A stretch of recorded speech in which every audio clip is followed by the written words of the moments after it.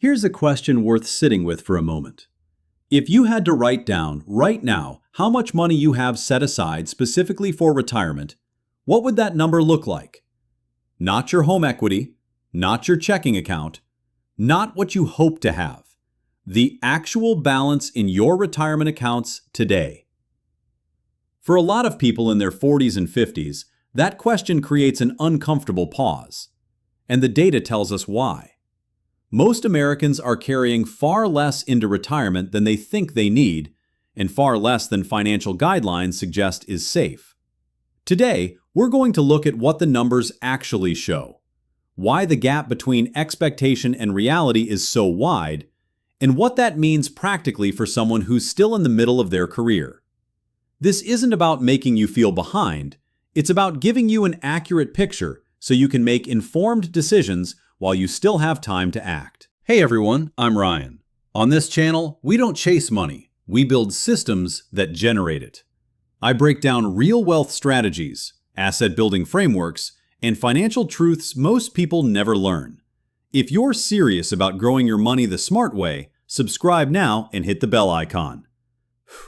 Let's build something that pays you back. Let's start with the Federal Reserve's Survey of Consumer Finances, which is one of the most comprehensive and reliable sources of household financial data in the United States. It's published every 3 years, and the findings are consistently sobering. For households where the head of household is between 55 and 64, that is, people within a decade of the traditional retirement age, the median retirement savings sits at roughly $134,000. That means half of all households in that age bracket have less than that. Many have significantly less, and a substantial portion have nothing saved in dedicated retirement accounts at all. Once people move into retirement ages 65 to 74, the median drops to around $88,400. Part of that decline is expected. People begin drawing down their savings, and Social Security becomes their primary income source. But the number itself is striking when you consider what it actually needs to fund. It's also worth understanding the difference between median and mean here. The average retirement savings for households near retirement age is significantly higher, around $400,000 or more. But averages can be misleading. When a small number of households hold very large balances, they pull the average up dramatically, while the median, the actual midpoint, stays low. The median is the more honest number when you want to understand what most people are experiencing. Numbers on a screen are abstract. Let's make this concrete. Financial planners commonly reference the 4% rule as a guideline for sustainable retirement withdrawals. Applied to $88,400 in savings, that translates to roughly $295 per month, or about $3,500 per year that you can withdraw without rapidly depleting your portfolio. Add the average Social Security benefit of approximately $1,900 per month, and a median retiree has total monthly income of around $2,200. Annually, that's roughly $26,000 to cover housing, food, transportation, healthcare, utilities, and everything else. Healthcare alone deserves specific attention. Estimates suggest that a couple retiring today should expect to spend somewhere in the range of $300,000 or more on healthcare costs throughout retirement. Premiums, out-of-pocket expenses, prescriptions, and long-term care that Medicare does not cover. For someone with $88,400 in total savings, healthcare expenses over a long retirement could easily exceed what they have saved. This is not a scenario where you're thriving. It's one where you're managing carefully, with very little room for error and very little flexibility when unexpected expenses arise, which they always do. One of the most important things to understand about this data is that it does not represent people who were reckless or uninformed about money in some obvious way. Most people who retire with limited savings made reasonable-seeming decisions at each point in their lives. The problem is that those decisions, layered on top of each other over decades, produce outcomes that weren't anticipated. The first pattern is a delayed start. Compounding works by growing your existing balance, which means the earlier years of investment growth are the most valuable. Someone who begins investing in their mid-20s and continues steadily will accumulate far more than someone who begins in their 40s, even if the later starter contributes more aggressively. The years lost in your 20s and early 30s cannot be fully recovered, because those are the years that generate the longest runway of growth. The second pattern is interrupted contributions.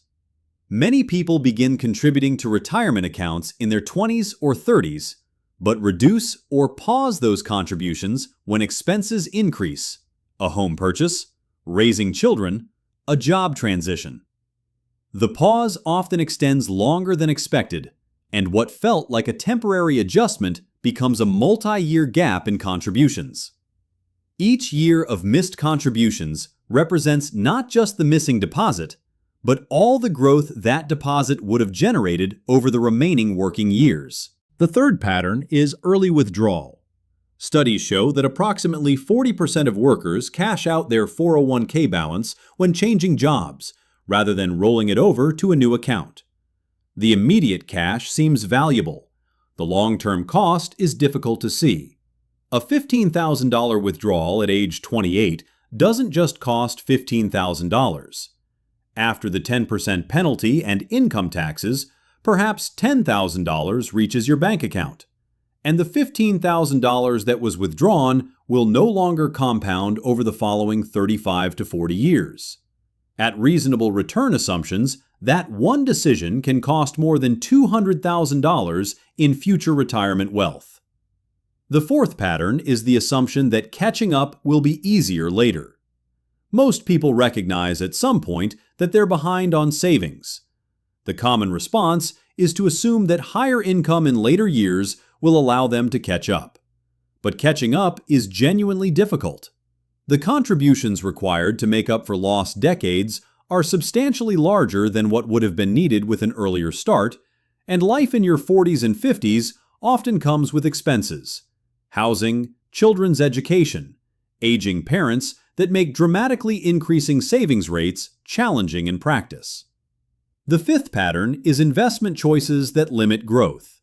Many people who do save consistently still underperform reasonable return expectations because their money sits in conservative or low-yield options, savings accounts, money market funds, overly cautious default allocations, when a diversified, equity-weighted portfolio would have produced substantially better long-term results.